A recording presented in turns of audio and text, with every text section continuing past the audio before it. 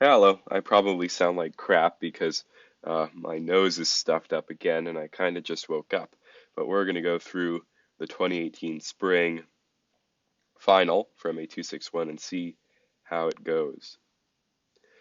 Question one, we want the area of the triangle with these vertices. This is a very weird question to get. I'm not really sure why it's here because there's a very quick little trick that we can use to do this without any calculus needed. So let's just graph this quickly. X, Y, Z. We have the vertices 2, 1, 1. So something right about there. We have 1, 2, 1. And we have 1, 1, 2.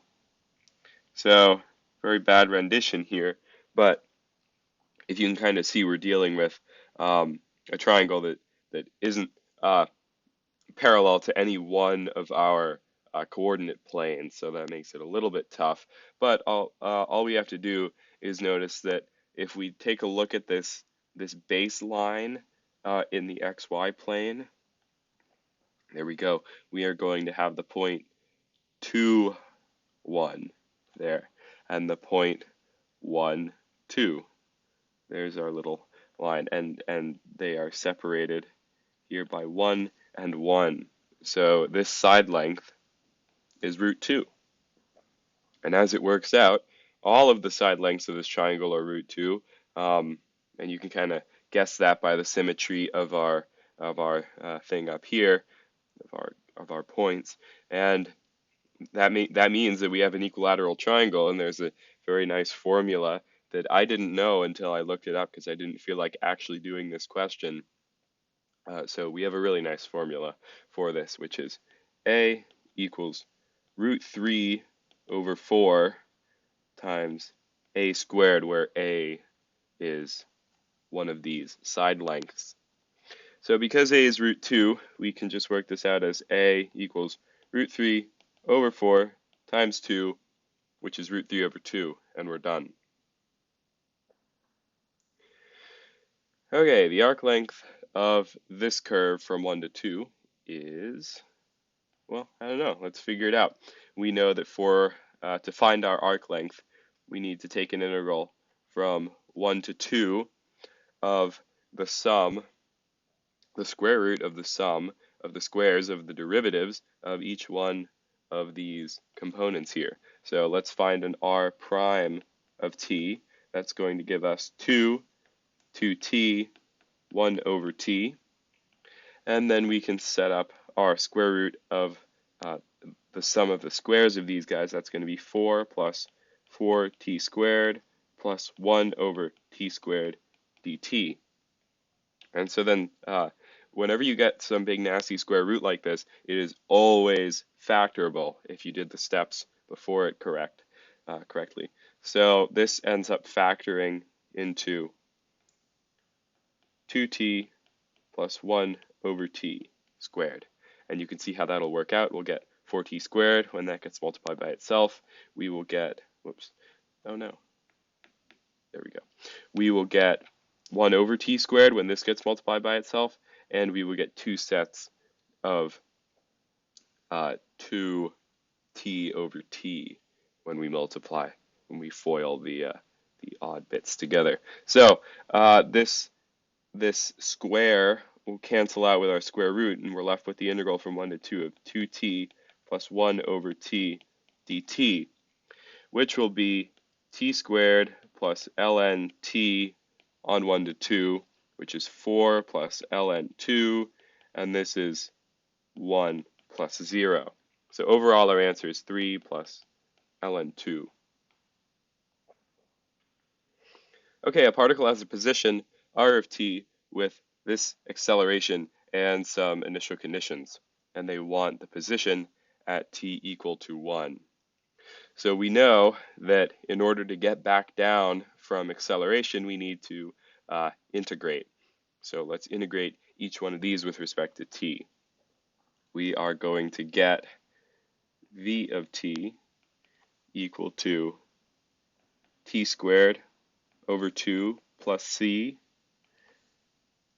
0 plus c, because there is a, notice how we have an I component and a k component. There is a j component hiding in here. It's just currently 0. And then finally, t cubed plus c. And we know that we can figure out what these initial conditions are. Well, we can figure out what our c's are by looking at our initial conditions. So because we want v0 to give 1, 1, 1, all of these c's need to be 1s. And you can verify that for yourself. Pretty much what we're doing is setting t equal to 0 and then seeing what we need to add or subtract to reach this initial condition here. So now we need our position function, so we need to integrate again. We are going to get r of t equal to t to the third over 6 plus t plus c, t plus c, and t to the fourth over 4 plus t plus c. But we see that r of 0 is meant to be 0, and so all of our c's are zeros in turn. So finally, we need r of 1. That's going to give us, r of 1 is going to give us 1/6 plus 1, comma 1, comma 1/4 plus 1. And this will give us 7/6, 1, and 5/4. A continuous function, f of x and y, is defined on the rectangular region here, where x runs from 1 to 3 and y runs from 0 to 1. So we can graph that out there. There we go. And it has its absolute minimum value equal to 4 and its absolute maximum value equal to 5. Which of the following numbers could satisfy this area? Well, it's this rectangular integral. So this is actually way easier than it seems, because we know that the area of this region in here is going to be 2 times 1, so 2, area of 2. And we know that effectively what we're doing on each infinitely small area in here is multiplying it by the value of our function. So we see that in total, the double integral over d of f of x, y, dA can't be greater than, well, it can be equal to, so it is less than or equal to 10 and is greater than or equal to 8. And I hope you can see how these maximum and minimum values kind of contribute to that.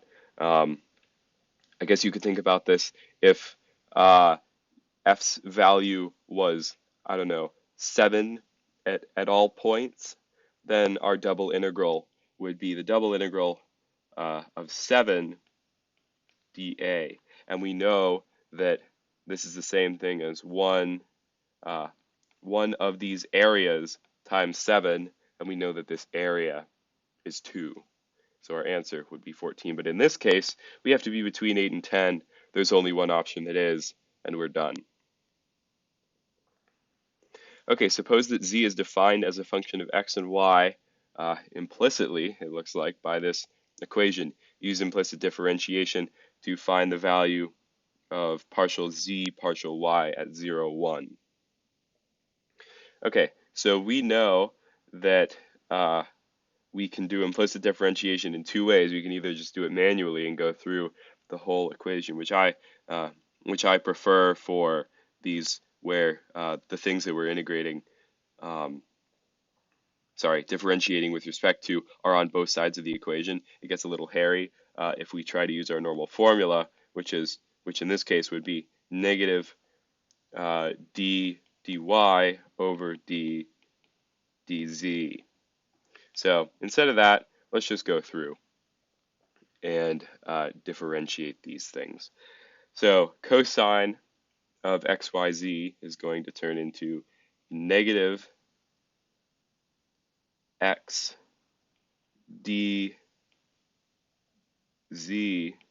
dy sine xyz, and then that's going to be equal to 0 plus 3 plus 2 dz dy.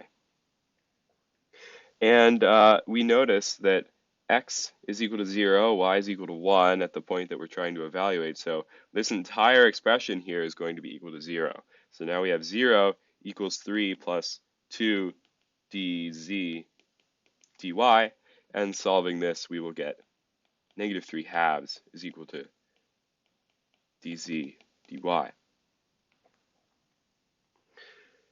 Okay, let's consider the tangent plane to this surface at this point.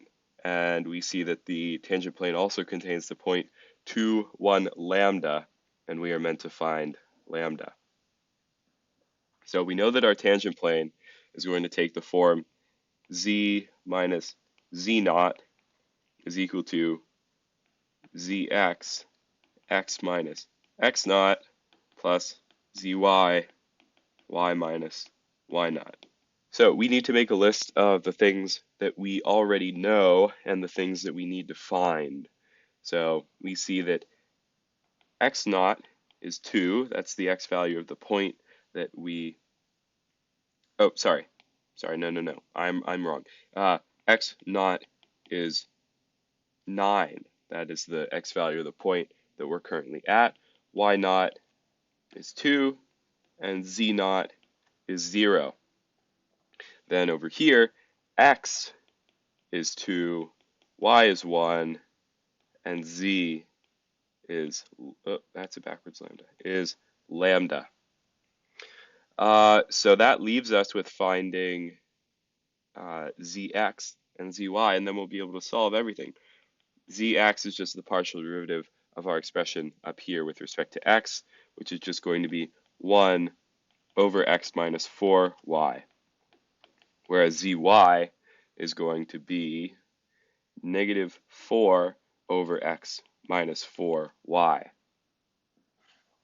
And so we can solve these because we know that we're at the point 920.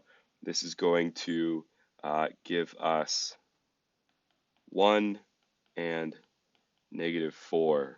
And we're ready to set everything up. So z minus z naught is going to be lambda minus 0 is equal to zx, which is 1, times x minus x naught, which is going to be 2 minus 9. And then we are subtracting, well, adding zy, which is negative 4, y minus y naught, which is going to be 1 minus 2. And that's it. Let's see what this works out to. This is going to be lambda is negative 7 plus 4, which is negative 3. And we're done. Let's find the directional derivative at the point 0, 0 in the direction of this vector. We know for a directional derivative, we're taking the dot product between fx and fy and the I and j unit vectors of the direction that we are pointing in. So let's find these. Fx is just the partial derivative of fxy with respect to x, so we're treating y as a constant, and we will get e to the y squared plus e to the x plus y. Fy is going to be 2xy e to the x, e to the y squared plus e to the x plus y. And we see that we are at the point 0, 0. So this thing is going to work out to 2. This thing is going to work out to 1. And so we have half of our expression up here. We have 2, 1 for fx and fy. So now we need our I hat and j hat. Well, if we look at the direction vector that we're pointing in. 3 and 4 are two pairs of a Pythagorean, are a pair, part of a Pythagorean triple, as 3 squared plus 4 squared is 5 squared. So we can cut a little bit of time and just recognize that this unit vector is going to be 3/5 and -4/5. So now we can take this dot product. This is going to be 6/5 minus 4/5, and 2/5 is our answer. Let's suppose that E is the region bounded above by this cylinder, below by this plane, and on the sides by these guys, and we are evaluating this thing. So this is a very confusing problem at first, just because what it makes you want to do, what I tried many times, is to turn this into a normal cylindrical integral.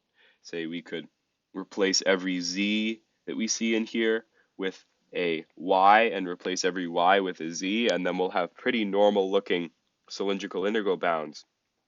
But that's actually no good, and that's you end up getting a pretty yucky integral. It's actually much easier to do this in rectangular. So we see that this integral in rectangular coordinates, well, our bounds will be easier to see them if we graph things out. So this cylinder is going to be parallel to the y-axis with a radius of √5, and it is getting cut by z equals 1. So we're kind of taking ooh, whoops, that's terrible. We're taking a slice out of the top of it. So all that's gone, and then we're bounded on the sides by two planes in the y-axis. So overall, the shape that we're dealing with looks something like that. I wish I could draw. Oh, that looks terrible. But you can kind of see it's a section of a cylinder that we've cut, a flat plate into the top of. And so that'll help us set up the bounds on this integral. We'll go dz dy, dz dx dy, and you'll see y soon. So z is in our integral, that's not going to change. Z is bounded on the bottom by, it's bounded below by this plane. So, well, I was actually slightly wrong. This z equals 1, anything above that is the only part of the cylinder that we're dealing with. So really, it's this cap looking thing. Something like that. So we're bounded on the bottom by z equals 1, and on the top, well, it looks like we can rearrange this to √5 minus x squared. And then as far as x goes, well, let's see. The cylinder is going to be constraining our x values, and we need to find the intersection of the cross section of this cylinder with the plane z equals 1, and then this is a radius of √5, because really what we want is this x value here, because we need to run from that x value all the way up to this x value. And let's see, this is going to be a triangle with a hypotenuse of √5 and a side length, a height of 1 there. So we can find our other side by taking √5 squared minus 1 squared, which is just going to work out to 2. So these side lengths are 2, and so x is running from -2 to 2. And finally, we're given our bounds on y. We're running from -1 all the way up to 2. So we should be able to erase this stuff and get going with this integration. This is going to be, our first integral is going to be c squared over 2 evaluated on 1 and 5 minus x squared. This is going to give us 5 minus x squared over 2, and this is going to give us 1/2. So smushing both of these guys together, we're left with the double integral from -2 to 2 of 2 minus x squared over 2 dx dy, where y is bounded on -1 and 2. So continuing, integrating with respect to x, we will get 2x minus x cubed over 6, evaluated on -2 to 2. This will give us 4 minus 8 over 6, and this will give us -4 plus 8 over 6. Yes, okay. And so we are going to get 8 minus 16 over 6. And that's looking kind of scary. I'm hoping I didn't do something wrong. This will simplify down to 8/3, and let's see, what is 8 in thirds? That's going to be 24/3. 24/3 minus 8/3 is going to give us 16/3. And that's perfect because we in our final integral from -1 to 2 dy, all this is going to do is multiply the thing by 3, and we're going to get 16. Oh, thank God. Okay, the points 0, 1, we're calling that P, and Q, which is root 2 over 2, root 2 over 2, are critical points of this function. We need to classify each. So we know that when we want to do this kind of second derivative test, we are going to be using the matrix made up of fxx, fxy, fyx, and fyy. And we have some rules for this. If the discriminant, so AD minus, well, this is really C, BC, if that is greater than 0, then if fxx is greater than 0, we have a min. If fxx is less than 0, we have a max. If the discriminant is less than 0, we have a saddle point. And if the discriminant is equal to 0, we have nothing. We don't know anything. So let's find our fxx and fxy, fyx, and fyy, and then we can set things up and solve this pretty quickly. So fx is going to be 6x squared minus 6xy, and fy is going to be -3 x squared minus 3y squared plus 3. Okay, so I guess we'll do our matrix up in this corner over here because fxx is just going to be 12x minus 6y. fyx and fxy are both going to be -6x. And fyy is going to give us -6y. So now let's classify these points. If we plug 0, 1 in, we are going to get a negative fxx. We are also going to get a negative value down here, and we're going to get 2 zeros here. And so overall, we're multiplying a negative by a negative. So fxx is less than 0, but our discriminant is greater than 0. So we have a max at P. Now for Q, we have the same value, and just looking at what our matrix is made out of. These could be anything, so I like just using 1, 1 here because we will get the same outcome. So 12 minus 6, that's going to give us 6. Over here we're going to get negative 6, negative 6, negative 6. And our discriminant is going to be less than 0 because AD is giving us a negative number, and then we're subtracting a positive number here. So we have a saddle point at Q, and B is our correct answer.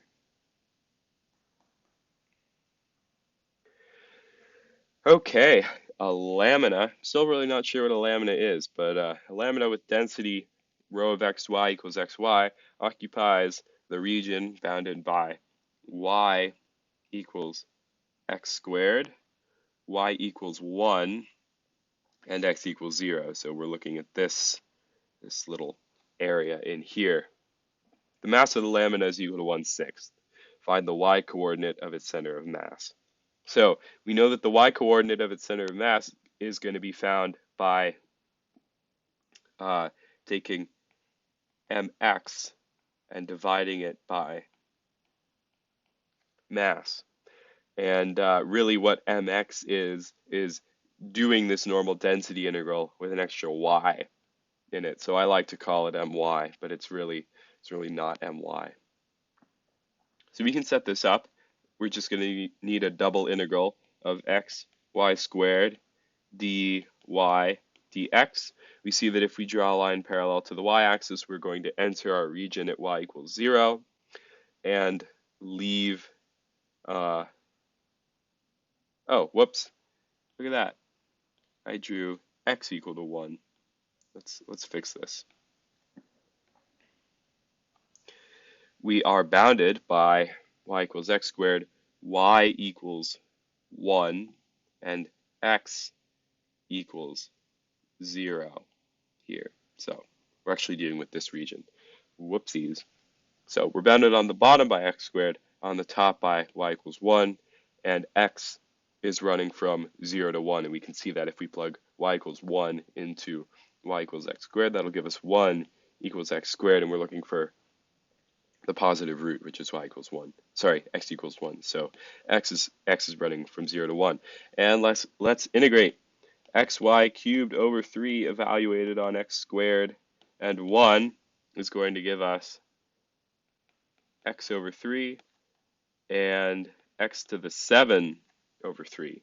So now we're left with the integral from 0 to 1 of x over 3 minus x to the 7th over 3 dx, which is going to give us x squared over 6 minus x to the 8th over 24, which is when we evaluate it 1, 0, 1, this is going to be 1/6 minus 1/24, and 1/6 is 4/24, so this is going to evaluate out to 3/24 or just 1/8.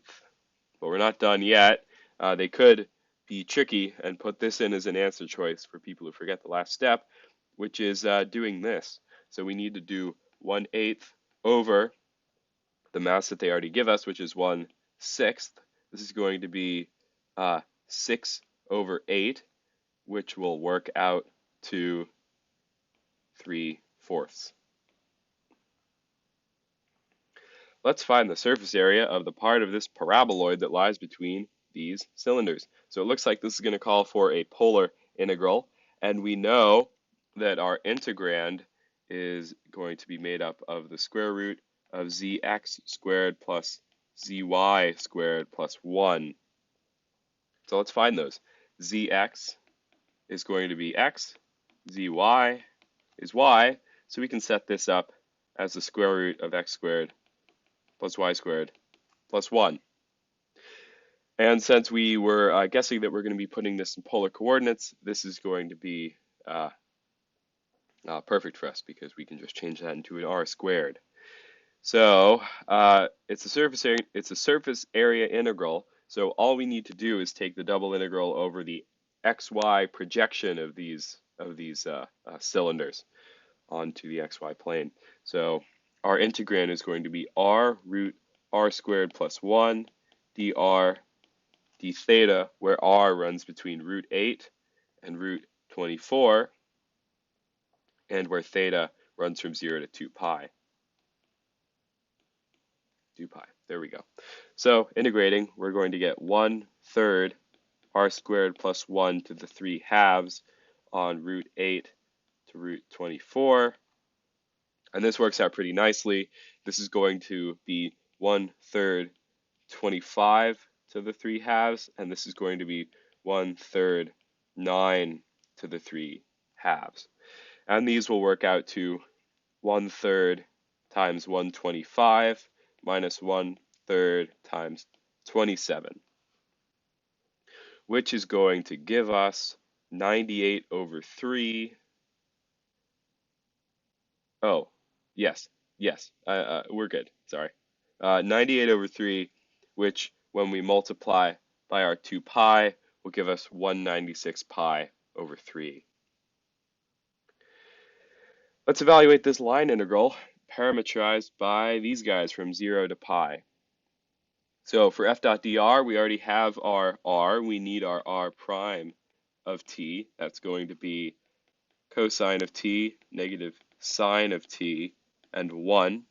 And then we need f of r of t, which is just going to be substituting these components in for x, y, and z in f. So f of r of t is going to be y, which is cosine of t, negative x, which is negative sine of t, and xy, which is going to be sine t cosine t. So we see that all this is going to work out to cosine squared plus sine squared plus sine t cosine t. Let's write that out. Cosine squared t plus sine squared t plus sine t cosine t. And it's the integral from 0 to pi dt. This thing is just going to be 1. We can replace that. And now this is an integral that we can do pretty easily because we know that sine t cosine t is the same thing as 1/2 sine 2t. So setting up our integral again, integral from 0 to pi of 1 plus 1/2 sine 2t dt. We can integrate and get t minus 1/4 cosine 2t on 0 to pi. This is going to give us pi minus 1/4 because the cosine of 2 pi will be 1. And this thing will give us 0 minus 1/4. So overall, everything works out to pi. Let's use Green's theorem to evaluate this thing where C is the boundary of the rectangle with these vertices oriented counterclockwise. So whenever we see oriented counterclockwise with one of these problems, we know that really just reads don't flip the sign at the end. So we know that Green's theorem states that the integral over C of P dx plus Q dy is the same thing as the double integral over the region R of Q dx minus P dy. Sorry, I keep doing this. It's better explained as the partial derivative of Q with respect to x minus the partial derivative of P with respect to y dA. There we go.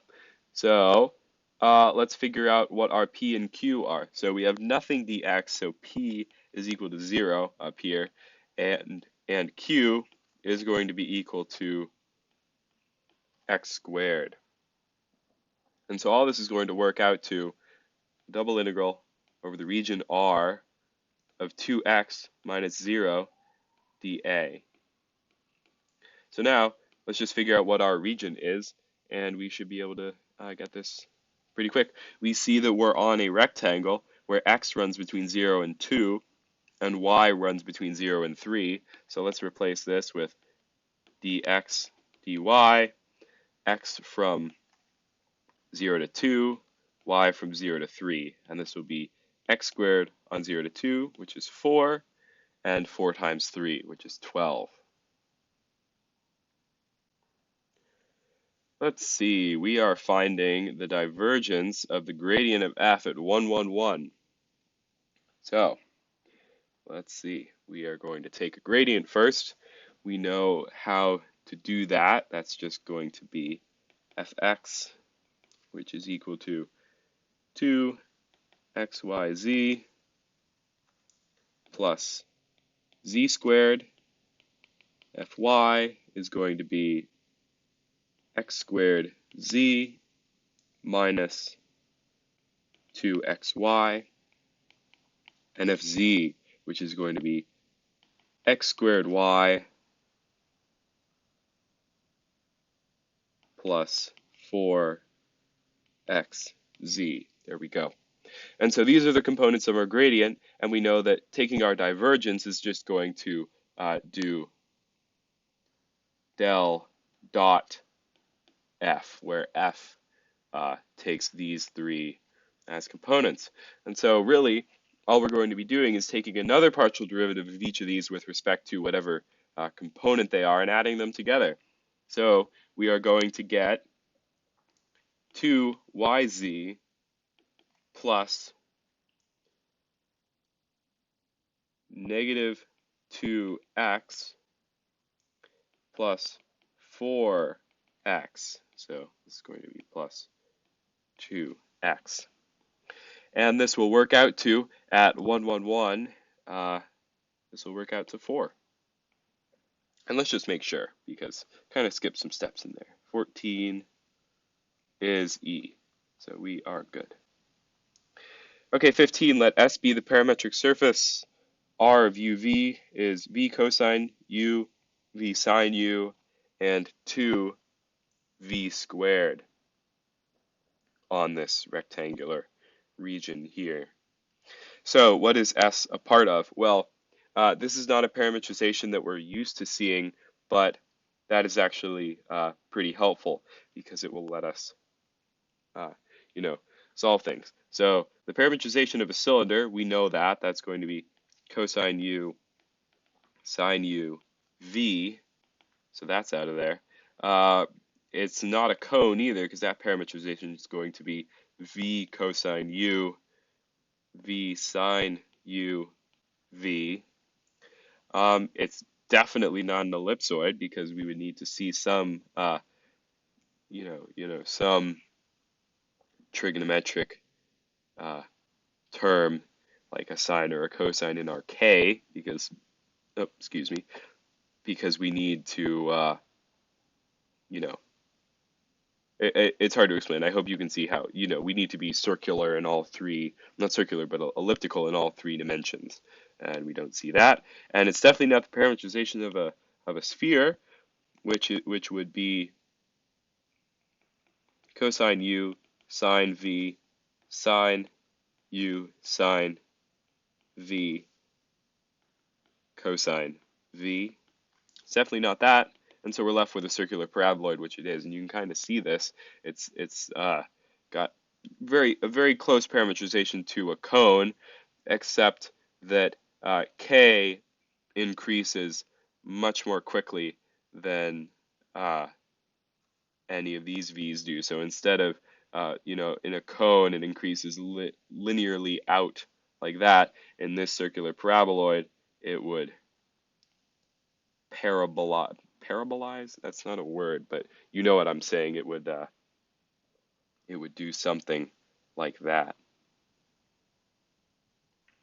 Okay, let's find the surface area of this parametric surface. We know that we need the magnitude of RU cross RV, and we need to take an integral of that over this rectangular area here. So let's find that. RU is the partial derivative of this guy up here with respect to u. That's going to be 1, 0, 1, whereas RV is going to be 1, 1, 0. So taking a cross product here, we're going to get negative 1, 1, 1. And so the magnitude of this, no matter the signs, is going to be the square root of negative 1 squared plus 1 squared plus 1 squared, or just root 3. So we are integrating root 3 on 0 to root 3 let's see, dv. Sometimes hard for me to read this notation up here, but really this is just saying u is running between 0 and pi, and v is running between 0 and root 3. And so 0 to pi du, well, we're not dependent on u or v in here, so all we're going to do is multiply both of these guys in here, and we will get 3 pi. Okay, question 17. I had to go eat a snack because my stomach was grumbling. I hope you couldn't hear that through the recording. That would be a little weird. So let S be part of the sphere here above the plane z equals 1/2, and we're computing this surface integral. So one of the most terrible things about these surface integrals is potentially having to parametrize and find magnitude RU cross RV for a sphere, because we know that the parametrization of a sphere is going to be R of U V equal to cosine U sine V sine U sine V cosine V, which is big, and it's a ton of work.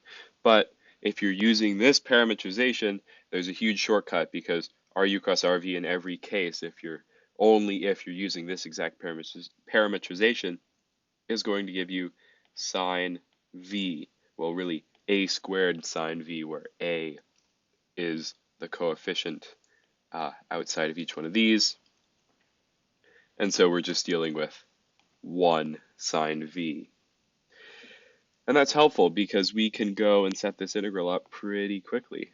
We're going to have sine V and then times 12. Well, what's z in our parametrization? Z is just going to be cosine V.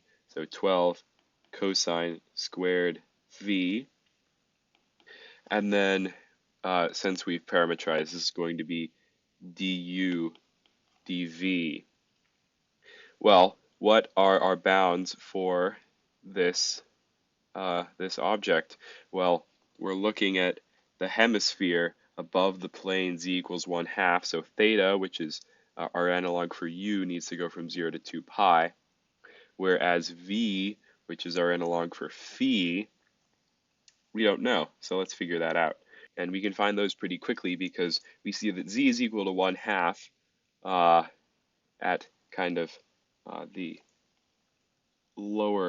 upper bound of phi. We have this xz projection of our sphere, and we have the line z equals 1/2 cutting through here. So pretty much we want this angle in here because we want all of this surface area to be counted. So we see that z is equal to 1/2, and z in our parametrization is cosine v. So cosine negative 1 of 1/2 is just going to give us pi over 3. So v is going to run from 0 to pi over 3. So now cleaning things out a little bit. Okay, so we'll notice that we have no u's in this first part of our integral. So all this first integral is going to do is multiply everybody by 2 pi. So let's change this to a 24 pi out here. Now we can do some u sub, except let's call it t sub, because we kind of have u's floating around here anyway, and it'll be a little confusing. Let's move this together. There we go. So t is going to be cosine v, and dt is going to be negative sine v dv. So we can set this integral up as 24 pi times the integral from 1 to 1/2 of negative t squared dt, which we can flip the bounds on and get rid of that. We can flip the bounds and get rid of the negative sign to get the integral from 1/2 to 1 of t squared dt, which is going to be t cubed over 3 on 1/2 to 1, which is 1/3. And over here, this is 1/24. So this will give us, and it's really nice how this works out, this will give us 8/24 minus 1/24, which is 7/24 multiplied by 24 pi, gives us 7 pi. Let's find the flux of the vector field across the surface of the plane, x plus y plus z equals 1, and the first octant oriented upwards. Okay, we know for divergence theorem, we need to see some magic words, and those words are anything that tell us that the that the thing that we're dealing with is solid, or it's closed, or it's sometimes they just call it a box. But in this case, we are just doing a flux integral, and we know that that flux integral is going to be the integral over s of f dot n ds. So what's f and what's n? Well, n is going to be defined by the normal vector of our surface, which is just given by the normal vector of the plane, which is 1, 1, 1. So n is 1, 1, 1. And f is just x plus y, z.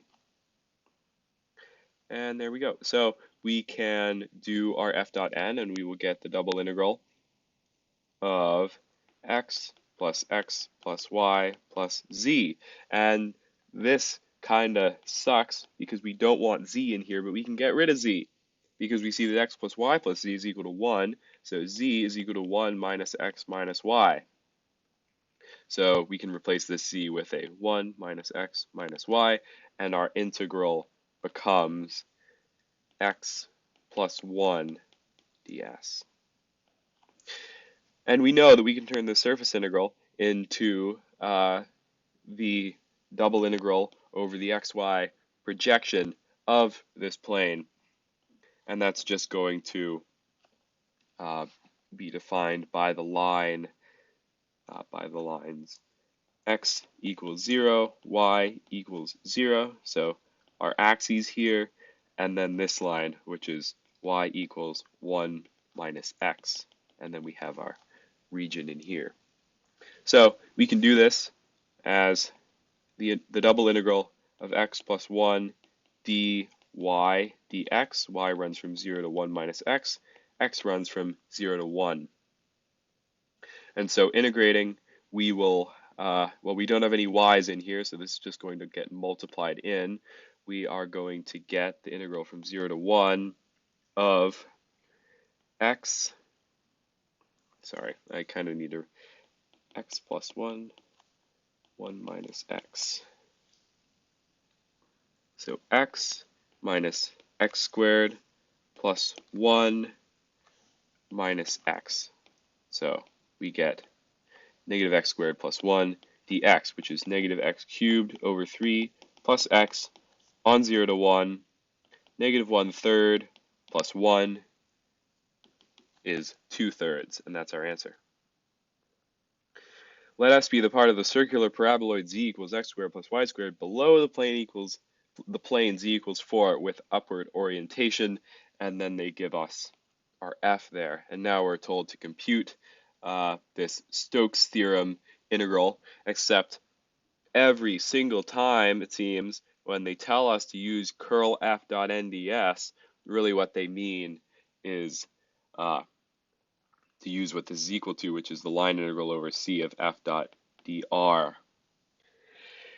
Because, that's what Stokes' theorem states. It states that this line integral is equal to the double integral over s curl of f dot n ds.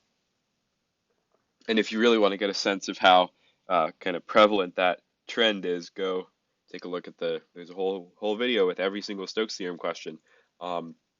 It was a lot of fun to make. I kind of despise Stokes theorem. So we can do a parametrization because we see that we're dealing with, if we graph it out, we're dealing with the circular paraboloid below z equals 4. So at z equals 4, we're getting cut by this plane. Z equals 4. There's a path around the top of this surface that can be parametrized by r of t, where this is 2 cosine t, 2 sine t, comma 4. And we know that Stokes' theorem isn't dependent on the surface.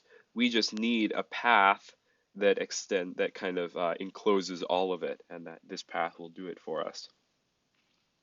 So let's find our r prime of t and our f of r of t, and then we'll be good to go, because our r prime of t is just going to be negative 2 sine t, 2 cosine t, 0, and our f of r of t is going to be, well, the I component of f is 0, so 0, comma, xz, which is going to be 8 cosine squared t, and yz, which is going to be 8 sine squared t.